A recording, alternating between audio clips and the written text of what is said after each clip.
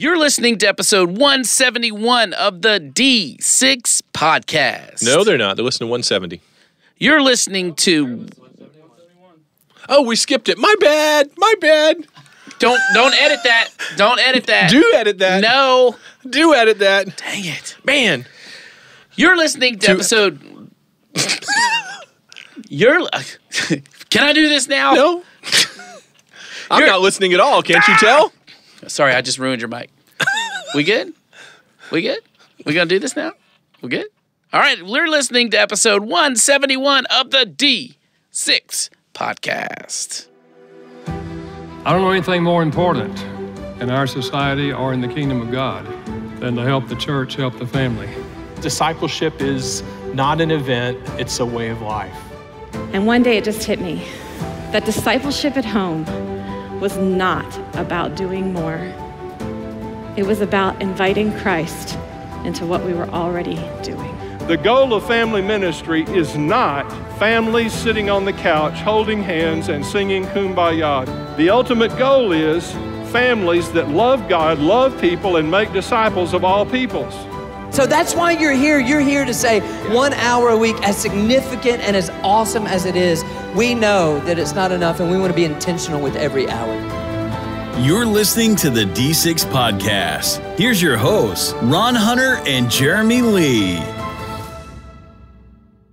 This is the family ministry podcast that helps you connect the church and home. And guess what just happened to me, Ron? What happened to you? I just had a birthday. And you didn't even... Where's my present? What's it feel like to turn 50? Dude, I'm not your age yet.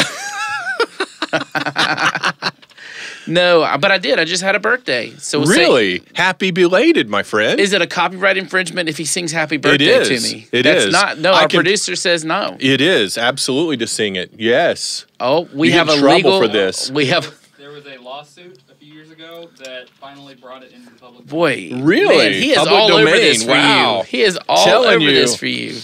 So, therefore, since it's public domain... I'm still not singing. Hey, you're good to do it. Hey, I'll create fireworks. I'll wad up paper and throw at you. But you know who could sing happy birthday to me? Our guest today is Yancy, the worship leading expert. She has material on worship. She leads worship, especially for preschoolers and kids. I mean, this is, we have a great guest today, and she could sing happy birthday however she wanted to because she's so talented. Now, she's that one-word artist like Beyonce and Prince. Yes. It's just Yancy. Just Yancy. And by the way, she's following our guest from last week that does animation, and if you've ever seen Yancy lead worship, especially for kids, incredible animated videos that accompany her. Listen, she, how do I say this tactfully? Which is, preschool worship leaders, they leverage lots of different angles to capture the attention. And some of them go the kiddie route and, they're either silly or kiddie. Yancy doesn't do that. She goes with cool. Yes, she does. I mean, she leverages cool, man. But she has a cool dad. Yes, she does. She has a really cool dad who's been on the podcast before as well. Yes. And is great friends. And Yancy is great friends with one of your team members, Lena Wooten. That's right. Here's the cool thing I will say about Yancy. I see her at conferences.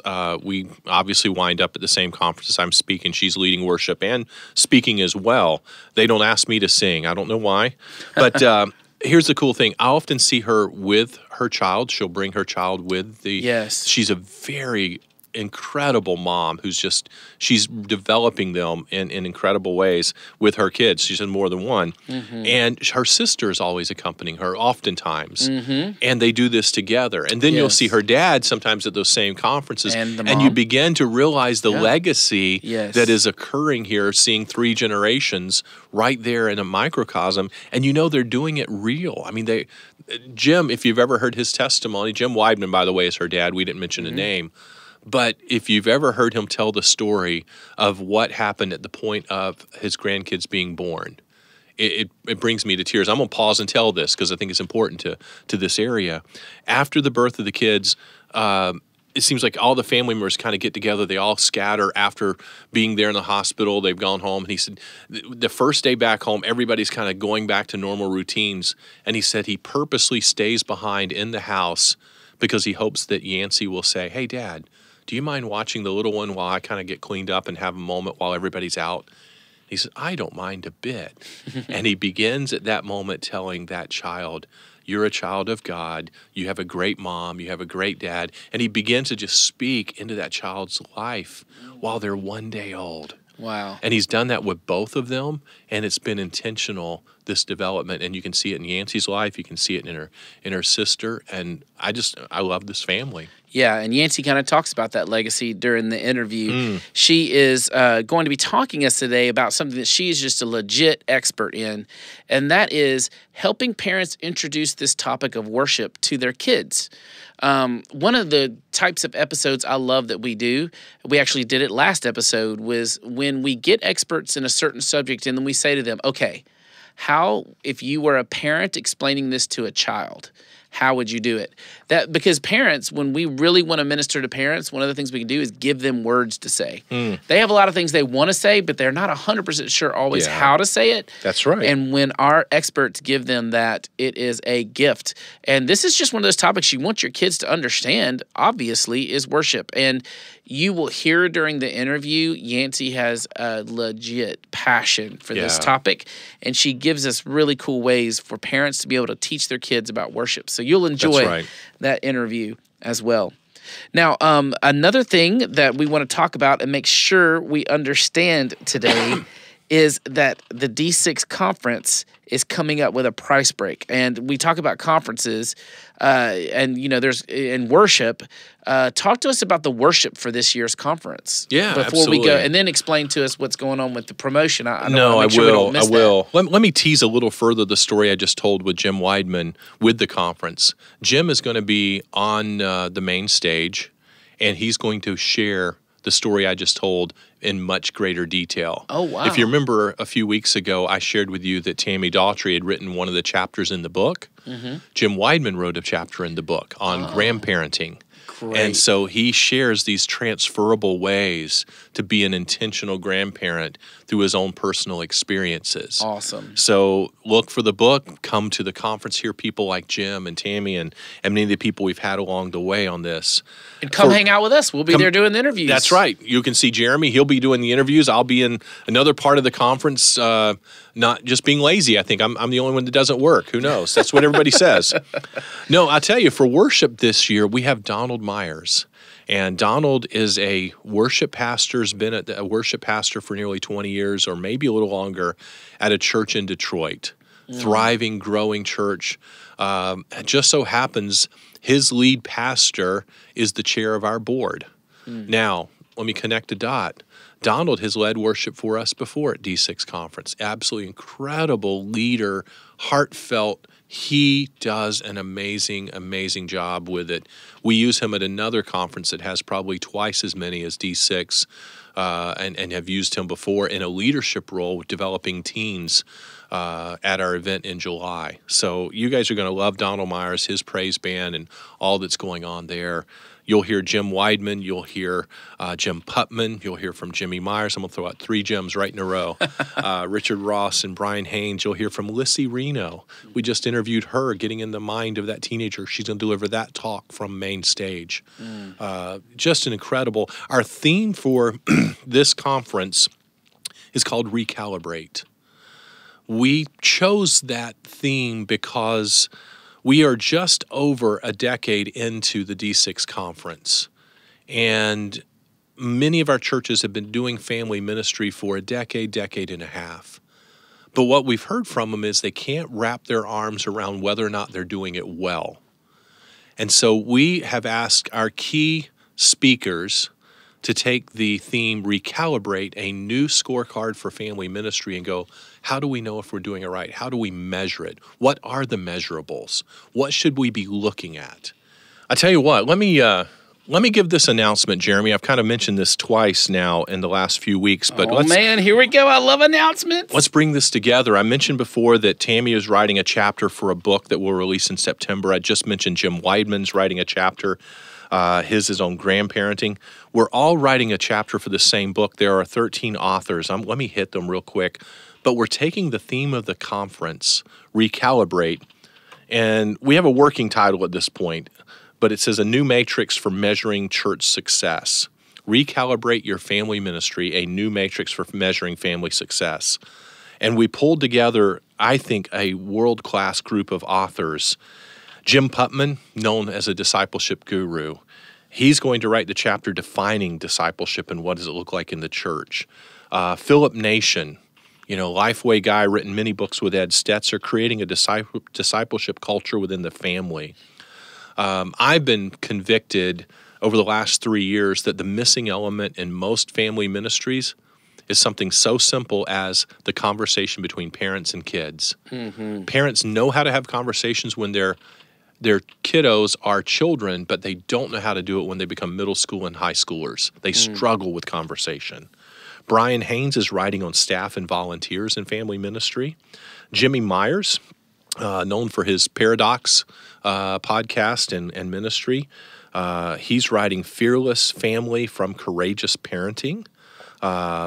We have Jim Weidman. I mentioned the grandparenting side. Jay Struther, young adults. They're not the gap into adulthood. Richard Ross, student ministry is not just for youth, and he talks about ministry in thirds. Lydia Randall, the future steps of our children.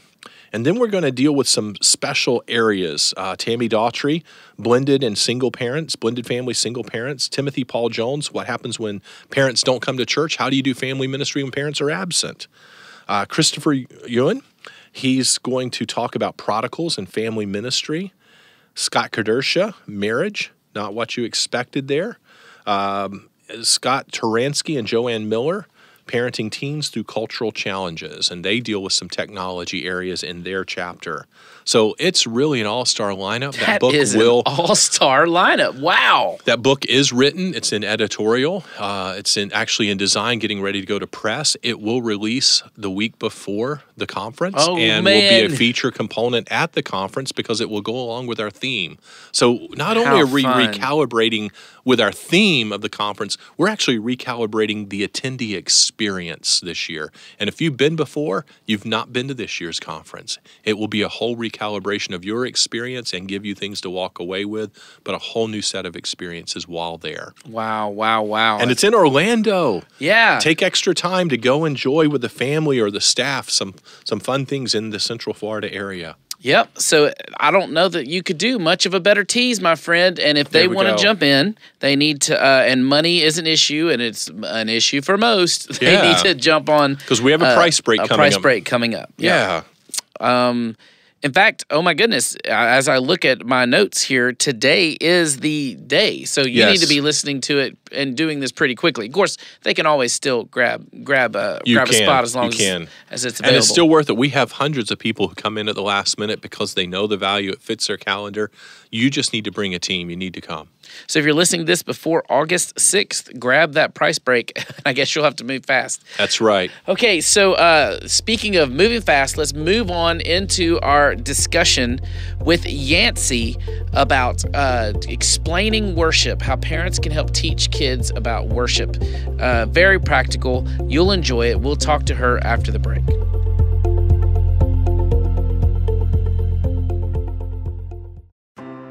Scripture and modern-day research attests to this truth. When one generation commits to and engages in the discipleship of another generation, people of all ages know Jesus and become more like him. This commitment requires us to say goodbye to the myopic focus on the next generation and instead broaden our view to every generation. Every generation. Moms, dads, grandmas and grandpas, aunts and uncles, kindergartners and middle school students, college freshmen and newlyweds, each one awakened to Jesus Christ and living out a vibrant faith with one another.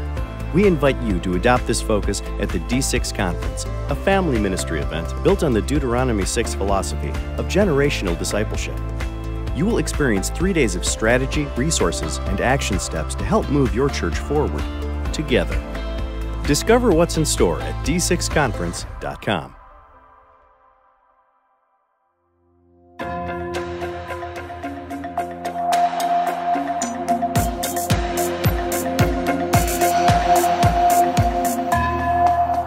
I'm not afraid to kiss the microphone, don't you worry. Hey, we're not going to edit that out. That's how we just started. We just started the interview. Hey, everybody, you just heard our guest for the week, Yancy, who's getting herself ready for our interview today. She is the creator of Yancy Ministries, and that's dedicated to creating relevant music for families from preschool to preteen. What I like about it, it's got a rock style to it. It's worship-based, but it's got a rock style. She has been doing ministry all over the globe. Some of the biggest churches, you will have heard of them, Prestonwood, Hillsong. I could rattle off a whole bunch of churches. She has done ministry for years now, produced tons of music, and just really has the heart of not just an artist, but also a resource provider for churches. And she's really become one of the voices in the children's ministry world, especially. They rely on her to kind of set the tone when we talk about how to teach worship to kids. So for that reason, we've invited Yancy today to talk to us as children's ministers and youth ministers about how to help parents introduce this topic of worship to their kids in a way that they can understand it and it can kind of grab hold of their heart. Welcome, Yancy. Thank you so much. Happy to be here. It's so fun. We actually live in the same town, so I do a lot of our interviews on the phone, but you actually came in live to the studio today, so thanks. You're welcome. Happy to be here. We both like Starbucks. Let's just put it that way. I do need my caffeine. There's a lot of coffee consumed, so a lot of hellos from across the, the coffee shop. I just did a juice fast though, so I have gone from a venti to a tall this week. Man. And I'm gonna see how long I can keep myself on that. Oh, just give in. Just go ahead and pace yourself back up. We'll see. So you're jittery after the juice fast. Not too bad. I've done them before, so this was definitely the easiest one. Really? That I've done. But I think it's because it's not my first time. We need to talk off air about that. I've got questions because I've done some of that too. Okay, so listen, by the way, thanks again for being here. But I've seen you all around for years and years. How long have you been doing this, by the way?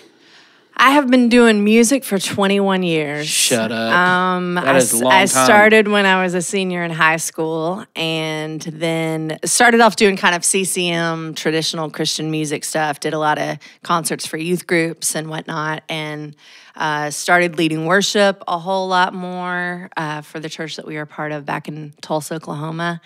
And that just kind of long story short, one step at a time, ended up doing music for kids. And so that's been the focus of my ministry since 2008. So, yeah.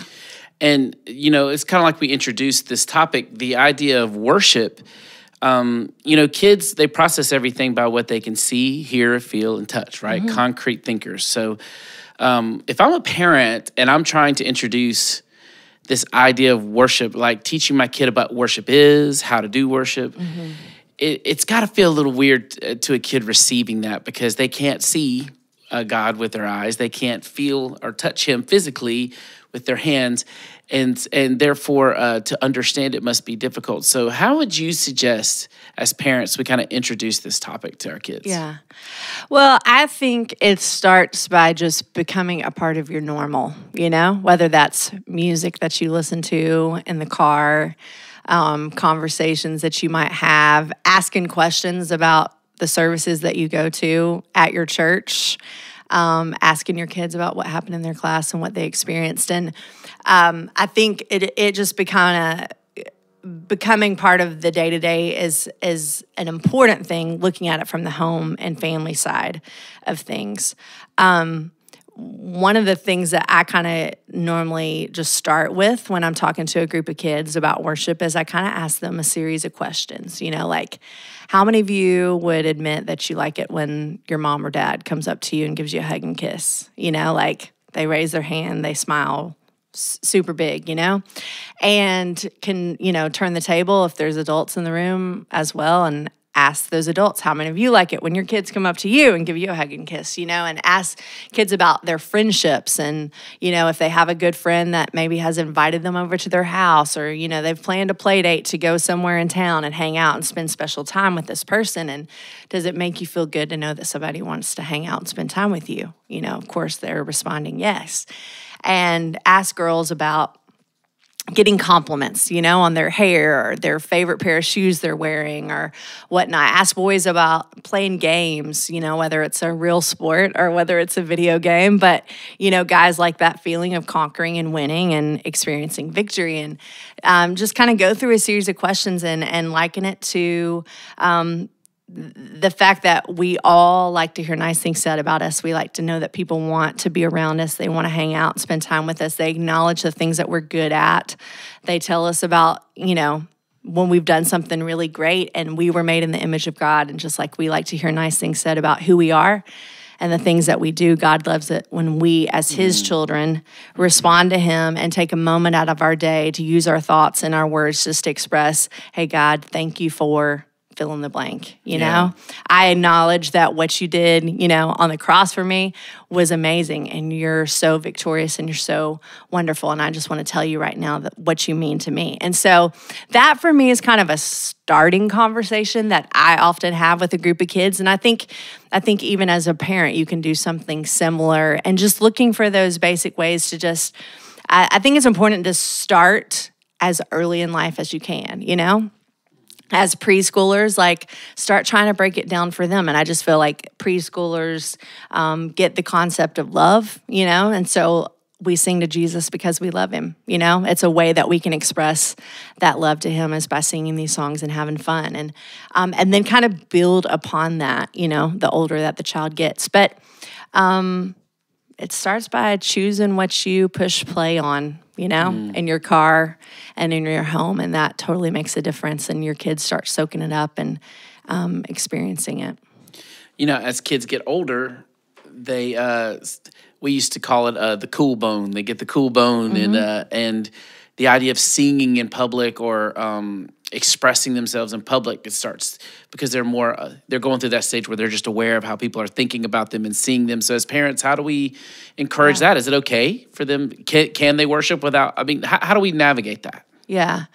Well, I really, in the deepest part of my heart, believe if you have really taught your kids and built that foundation in them, and here's an example of it. There are things in life that my dad, when I was a kid, he would say, promise me, da-da-da-da-da, and you would go along with it, just the routine, normal, okay, yeah, I promise not to do X, and I remember in my life, especially as I got to be a teenager, just that repetition of that conversation of him randomly saying, hey, promise me you're not going to do da-da-da-da-da. There was a point in my life where some of those things that generally I would say yes and, inside roll my eyes about or whatever just to move on in the day in the conversation, some of those things started clicking inside of me where it was like, I don't want to. This is a standard. This is a line in the sand for me. So I do believe strongly that if you start, as your kids are young and you keep putting into them and just encouraging and cultivating and creating opportunities, where not that you have to do it, 7 days a week, but randomly a couple times a month, just turn on some songs and say, hey, you know what? Let's have a moment where we as a family have a little dance praise party or, sing a long time to worship. Let it become part of your norm. And I think the repetition of that, even as they get older and it gets a little bit harder and they go through some of those life changes, I think it helps, not to say that it's not going to happen at all, but I think it helps it not be so drastic. And I say that from the church perspective too, because I've been in some roles where I was over worship for a wide span of ages. And I know what happened when we started putting into kids at an earlier point in them, how that even changed the behavior that happened when they moved to middle school worship, And some of those same little attitude, things where it's I'm too cool to worship, or whatever. Less of that happened and took place. So what I like to say is just every week teach something about the what, why, when, where, how of worship, Okay. Give some explanation as to what that looks like, why we do it, how you do it, what it's all about. just let it become, you know, part of a normal cycle of conversations you have, and keep encouraging your kids to express that. I think it's one of the most natural actions that we can do in our life. It's what we were created to do, was to honor him and glorify him. And so it's really, I think, kind of helps take it back to the very beginning of what we were put here to do. Sweet. Okay, I want to transition just a little bit. I'm not a worship leader, never will be, because can't sing. But in seminary, I did take a worship class, and one thing I remember from it was that special to me was he talked about when you plan a worship service, plan it like a conversation. You know, the way the songs. I never really thought about it until then, that a worship song, it can have kind of a receiving tone of I'm singing about what God does for me, but then it can also have a tone of what I'm saying to God, and it really and he said, you know, you want to make sure you're planning songs in such a way where you're setting up a good conversation in the midst of it. Does that make sense? I mean, obviously it makes sense to you, but I think that's important for the folks that are listening, because children's ministers and youth ministers, what I love about them is we do all the jobs. Yeah. We're the preachers, we're the worship planners, sometimes the worship leaders. Yeah. We train the volunteers. We do all, and so can you talk to them to our listeners as worship planning people? Yeah. Give us some tips, like that conversational thing where we can plan worship services, because not everybody has a Yancy to at their church. So and we have to do it. So give us some tips. Well, I think first off, just stop filling in blanks on a planning sheet with songs at random. You know, like really stop and think about, hey, what do I want these songs to accomplish? You know, what do I want to help these kids experience, or what type of conversation do I want to help them have, you know, in response to the Lord through these songs? And, you know, then plan your songs accordingly to help make that happen. I like to, you know, also just word it as define the win, you know, like what do you want to accomplish? You know, what do you want to see your kids do, you know, as an action point as part of worship today? And then use that to really help you think through, okay, so maybe what are the things that we're going to need to say, you know, to help segue between these songs, or what's something that I could share to kind of spark something and inspire, you know, a certain response to what we're doing. So I think that's a big part of it. I think when we're busy and it's not our forte, what happens is you just make sure the holes are plugged. Yep. And you're not taking that aerial view, as I like to say, like let's step back and let's look at the big picture here of like, what is this accomplishing, you know? Yeah. And then as well zoom in, and like each song is a step. And so one song might do this. Well, what's the natural progression of where you want them to go after that, you know? And there can be variations. I think you can also use your music kind of like a roller coaster, you know? You can go from really high highs to really low lows, and that works awesome sometimes, you know? Even with preschoolers, I'll go from something that's super duper action-packed where they're gonna be a little tired from it, and that's a great time to then say, okay, everybody sit down and like, let's sing God is so good, you know? And it's an opportunity then where I can maybe get them to be a little bit more focused than they would have been 5 more minutes ago, because they're a little bit tired because we just jumped and was spinning around and, you know, doing Father Abraham with 12 different, you know, actions as part of it. So, you know, just using some of those songs sometimes to help you take the next step as well, by even going from something super serious to then, okay, let's celebrate now, you know, and do something higher energy. It goes back to me of like, let's define what you want to see happen. You know, what's your overall vision for worship for that age group, for that class, and then making sure that your volunteers and helpers that help you make worship happen, whatever that looks like for you, whether it's one person, whether it's a team of people, like they're aware of that. Because I know when I was leading worship teams and whatnot, like it was wonderful to know like, hey, I've told them what worship is about for this age group. And so everything they do every single week, the things that they say should all be helping to point back to make sure that we're getting this foundation of what worship is in these kids. And so I think that's important too. But, and also just, I challenge leaders, especially when it's not their forte. I think it's easier for them to like just kind of cut worship and make it a less important part of what they do.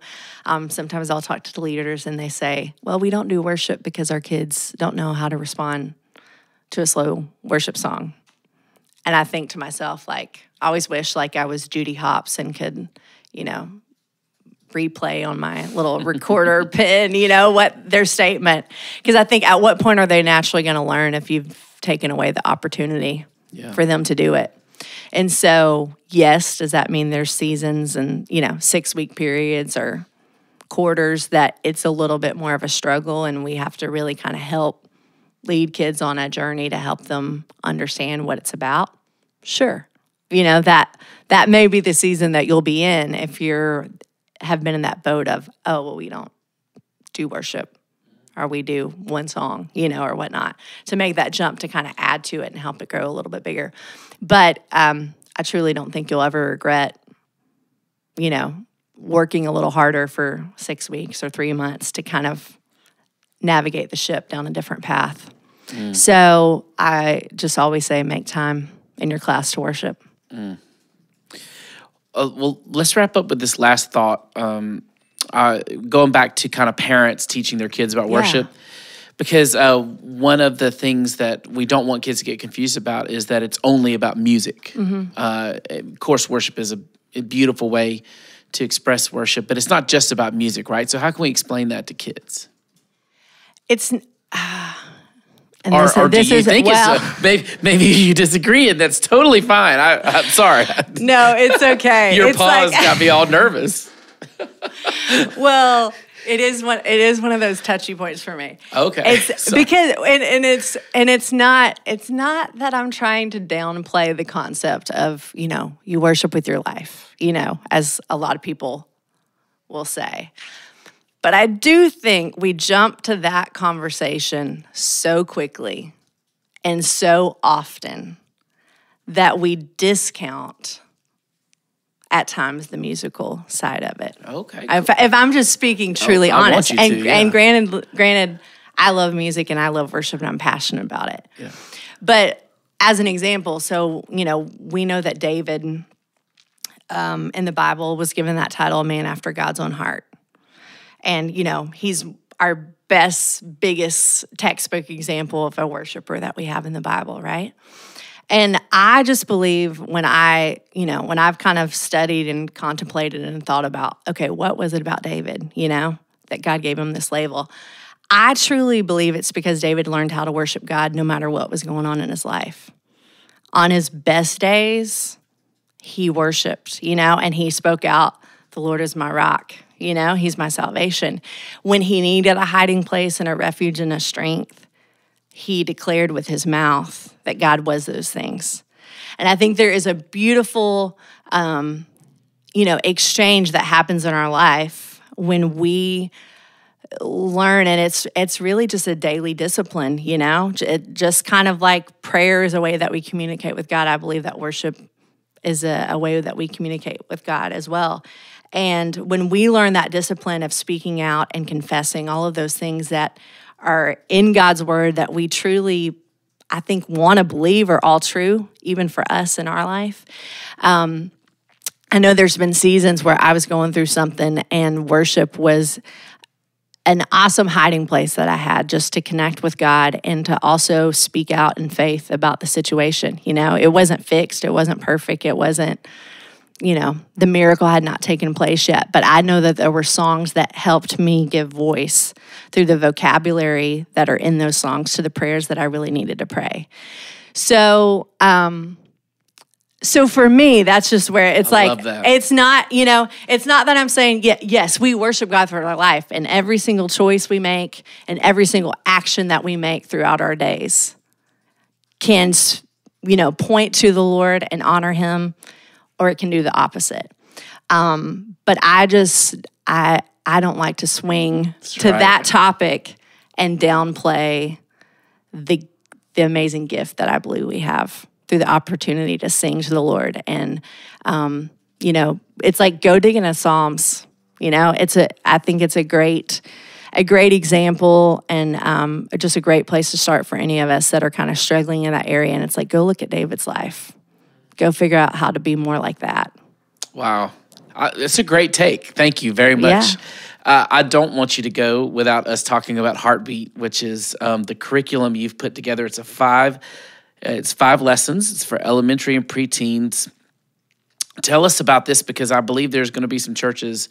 There are obviously churches, but maybe some who don't know about it that you can help introduce this resource to. It looks really cool. Yeah, I'm excited about it. It's something that's been in my heart for a long time because I just want to help churches, help kids get worship, you know, help them understand more what it's all about. And so I worked with Johnny Rogers, who had done the Kidmo curriculum, and he helped me develop this. And so it's large group time, it's small group time, it's everything. Like your whole lesson would be about this. And we dig into David's life and his story. And every week we talk about something different to just help kids understand what worship is about and how every beat of their heart can be to give honor to the Lord. And so we're getting amazing feedback. Like, I oftentimes, as I check my Facebook and my email, like just sit back, tears streaming down my face when I see the response that we're getting from church leaders of just change that's happening both for their kids, but also their volunteers and them as staff members, even just to kind of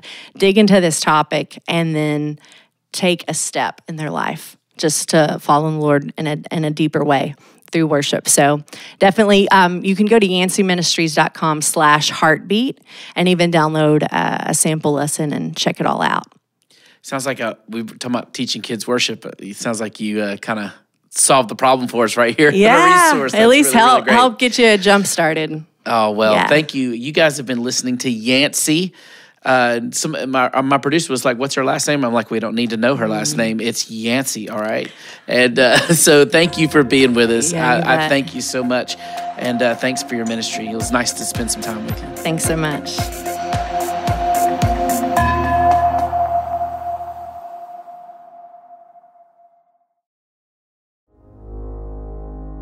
Since 2009, the D6 Conference has empowered thousands of church leaders to embrace family ministry and strengthen the connection between church and home. Reaching that many church leaders, think of how many homes and communities across the world have been impacted in the last 9 years. My family, like yours, is among them. As a team here at D6, we've had the privilege of being in Dallas, Louisville, and Greensboro, plus 5 other countries. So each year we prayerfully consider the best place to host this growing international gathering, and we have a big announcement to make. After thoughtful consideration and prayer, we are excited to announce the D6 Conference in 2019 will be hosted in beautiful Orlando, Florida. Did you hear me? Orlando, Florida. The entire team at D6 cannot imagine a more iconic city where you can see families of all ages come together, the very basis of generational discipleship. Imagine debriefing your discipleship strategy on Tom Sawyer Island in the heart of Magic Kingdom. Or take a day at Universal Studios to dream of what your church could do in family ministry. The conference will be hosted at the state-of-the-art Marriott World Center. You gotta check this place out. It's both beautiful and offers fun for your entire family ministry team. So come spend some time away from your daily routine in an affordable city and convention center designed for your family. The D6 Conference is the conversation, Orlando is the venue, but your team brings the chemistry. The D6 Conference always provides world-class learning, networking, and access to family ministry resources. And now we get to do that with you in a brand new way. We can't think of a better place to host the D6 Conference. So lock the dates in your calendar, and we'll see you and your team here in Orlando in 2019.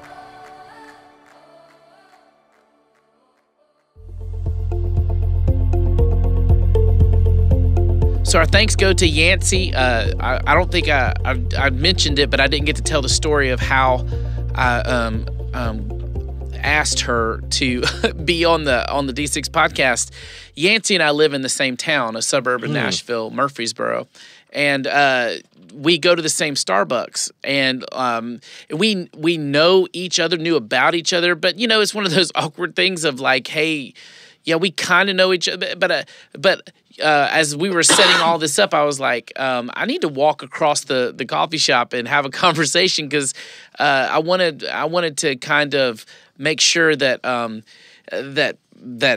that we had good conversation going on. So I went over and talked to her. We talked about our ministries, and then it was just a natural thing to have her on the podcast. So excited to have you with us, Yancy. Absolutely. So grateful for you to be a part of it. And those of you who don't know about Yancy, I hope you'll look up her site, check out her resources, and that curriculum she talked about, she does the work for us. She does. She has a curriculum called Heartbeat where she explains that the worship element, and she basically does the work for us. It's a great supplemental thing for us for our weekly programming. Hope you enjoyed that. I hope you get to know Yancy and connect with her. Next week, we're going to be kind of chatting about parenting in a cool way, and we'll actually have a special co-host. I'm going to save it as a surprise. We're going to have a surprise special co-host with us next week, and you guys will enjoy that. So make sure to be with us. We hope you have a great week, and especially hope you have a great week of ministry. You've been listening to the D6 Podcast. You can learn more about D6 at d6family.com.